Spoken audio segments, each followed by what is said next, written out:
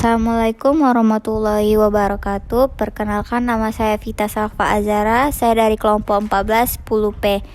Pada hari ini saya akan menjelaskan penelitian sejarah. Metode sejarah. Metode sejarah adalah proses menguji dan menganalisis secara kritis sumber sejarah untuk menghasilkan gambaran yang benar tentang suatu peristiwa. Tujuan dari metode sejarah adalah mengumpulkan sumber-sumber sejarah secara efektif, menilainya secara kritis, dan menyajikan suatu sintetis tertulis atas hasil yang dicapai. Langkah-langkah penelitian sejarah. Pemilihan topik. Penelitian harus memiliki topik penelitian yang memenuhi hal-hal diantaranya unik, bernilai kesatuan, orasional, dan praktis. Heuristik, tahap mengumpulkan sumber atau data sebanyak-banyaknya mengenai hal yang diteliti. Verifikasi, tahap menguji keaslian dan keabsahan data. Interpretasi, penelitian melihat keterkaitan di antara informasi-informasi yang telah dikumpulkan, melihat hubungan sebab akibat, dan membuat rekonstruksi sendiri atas peristiwa tersebut.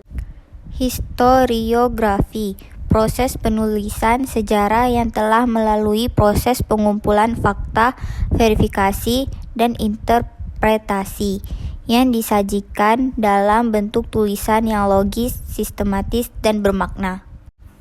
Sumber sejarah berdasarkan sifatnya primer. Poin 1. Sumber primer adalah sumber yang ditulis atau dikisahkan oleh orang yang menyaksikan, mendengar, atau mengalami langsung peristiwa tersebut. Poin 2. Sumber primer ada dua, yaitu sumber primer kuat, strict primary sources, dan sumber primer kurang kuat atau sezaman, less strict primary sources. Poin 3. Contoh sumber sezaman adalah koran-koran pada masa dikeluarkannya Dekrit Presiden 5 Juli 1959. Sumber sejarah berdasarkan sifatnya sekunder. Poin 1. Sumber sekunder adalah sumber yang didapat dari orang yang mendengar peristiwa tersebut dari orang lain. Poin 2. Contoh sumber sekunder adalah buku, jurnal, majalah. Sumber sejarah berdasarkan bentuknya, dalam kurung, tulisan, tutup kurung. Sumber tulisan adalah sumber sejarah yang didapatkan dari peninggalan-peninggalan peristiwa pada masa lampau, berupa tulisan dan catatan. Contohnya prasasti, dokumen, piagam, naskah, surat kabar, dan laporan. Sumber sejarah berdasarkan bentuknya, dalam kurung, lisan, tutup kurung. Sumber lisan adalah keterangan-keterangan lisan yang diperoleh dari pelaku dan saksi sejarah. Sumber sejarah berdasarkan bentuknya, dalam kurung, benda, tutup kurung.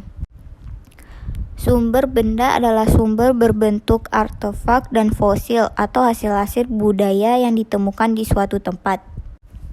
Perkembangan historiografi, dalam kurung, penulisan sejarah, tutup kurung. Historiografi tradisional. Yang pertama, istana sentris. Yang kedua, supranatural. Yang ketiga, mitos. Yang keempat, genealogi. Perkembangan historiografi, dalam kurung, penulisan sejarah, tutup kurung, historiografi kolonial. Ciri-ciri Neerlandocentris dan Eropacentris. Neerlandocentris artinya berpusat pada kehidupan atau aktivitas penjajahan bangsa Belanda di Indonesia, sedangkan Eropacentris adalah menceritakan aktivitas bangsa-bangsa Eropa Belanda di Hindia Belanda. Perkembangan historiografi, dalam kurung, penulisan sejarah, tutup kurung, historiografi modern. Ciri-ciri: pertama, menggunakan metode penelitian sejarah. Kedua, tidak melulu bercerita tokoh besar. Baiklah, sekian dari saya. Kelebihan kata mohon maaf dan kekurangan kata pun saya mohon maaf.